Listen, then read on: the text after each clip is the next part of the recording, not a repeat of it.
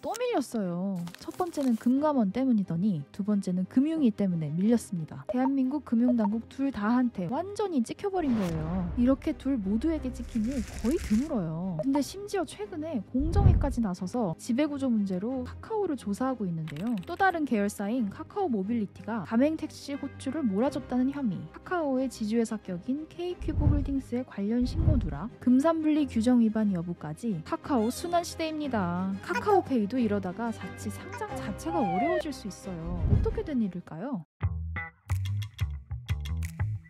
우선 이번 금융위원회와의 갈등부터 살펴볼게요. 이건 금융위가 핀테크 플랫폼 회사들의 금융상품 추천 및 비교 행위를 단순 광고가 아니라 중개로 판단하면서 벌어진 일입니다. 무슨 말이냐면요. 카카오페이는 그동안 플랫폼 내에서 각종 펀드 상품, 자동차 보험 등을 제공해왔는데 이게 기존에는 중개가 아니라 광고로 묵인이 됐어요. 근데 금융위가 이걸 딱 집어서 중개 행위로 보기로 한 거죠. 카카오페이는 중개업자의 지위를 획득하지 못하고 있기 때문에 아예 이 서비스를 중단해야 합니다. 실제로 운전자 보험, 반려동물 보험, 운동보험 등 일부 상품 서비스를 중단했고 증권신고서도 다시 작성하게 됐습니다. 큰일 났죠. 올해 상반기에 대출, 펀드, 보험이 전체 매출액의 32%를 차지했었거든요. 안 그래도 적자인데 매출의 거의 3분의 1이 날아가는 거예요. 게다가 성장 가능성이 턱 막혀버립니다. 원래 이런 대출 비교 서비스가 주택담보대출 비교 서비스 등으로 확장될 수 있을 거라 생각해서 성장 가치를 엄청 쳐줬는데 말이에요. 문제는 이게 금융위가 작정하고 카카오페이를 겨냥했다는 말이 나온다는 거예요. 토스도 네이버도 아니고 오직 카카오페이를 겨냥한 것이 너무 확실해 보인다는데요. 금융위가 발표한 자료를 살펴보면 이 플랫폼의 서비스 개요가 나옵니다. 거기 나와 있는 예시를 보시면요. 플랫폼 첫 화면에서 투자를 플랫폼 제공 서비스 중 하나로 표시하는 것, 투자 아이콘을 클릭할 때 온라인 연계 투자 상품 목록을 소비자에게 제공하는 것, 이렇게 나와 있죠.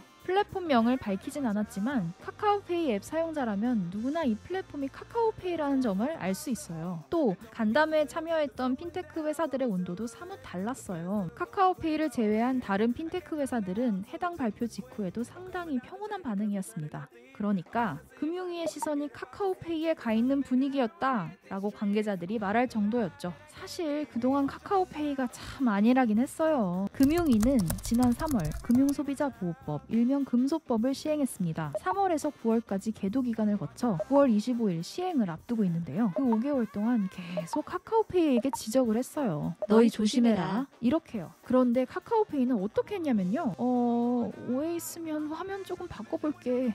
이런 태도를 보였어요. 아니, 화면만 바꾼다고 중개가 광고가 되겠어요? 카카오페이는 설마 금융위에서 서비스 중단까지 하겠어? 이렇게 순진하게 생각을 했나봐요. 웃긴 게 실제로 금융위가 강경하게 대응한 이후에 이틀 만에 카카오페이는 앱 구성을 바꿉니다. 여태 할 수 있는데 안 한 거예요. 그런데요, 진작 했어야지. 이제 와서 이런다고 금융당국의 화가 풀리겠어요? 결국 카카오페이는 금융위한테 찍혀서 이렇게 또 상장 시기를 미루게 되었는데 사실 증권신고서를 검토하는 금감원한테도 이미 찍혀서 미뤄진 거잖아요. 물론 금감원은 공식적으로 상장을 앞둔 회사의 공모가에 대해서는 개입할 권한은 없다라고 선을 긋고 있어요. 하지만 업계에서는 카카오페이가 공모가 산정 과정에서 금감원에게 밉보였다는 이야기가 공공연히 돌고 있어요. 그 이유는 카카오페이가 증권신고서를 제출하는 과정에서 둔 무리수 때문이 아닐까 합니다. 일단 증권신고서를 제출하는 시기부터 말이 많았죠. 아무리 크래프톤의 공모 청약 자금이 흘러들 수 있게 낙수 효과를 노렸다지만 일단 금감원은 여기서 기분이 한번 상해버릴 수밖에요. 그래서 금감원이 카카오페이에게 정정신고 요구를 하며 2달 정도 상장이 연기돼요. 아무리 그래도 대체 무슨 이유로? 당시 논란이 일자 추측이 무성했는데 금감원은 합리적인 투자 판단을 저해하거나 투자자에게 중대한 오해를 일으킬 수 있는 경우에 해당한다는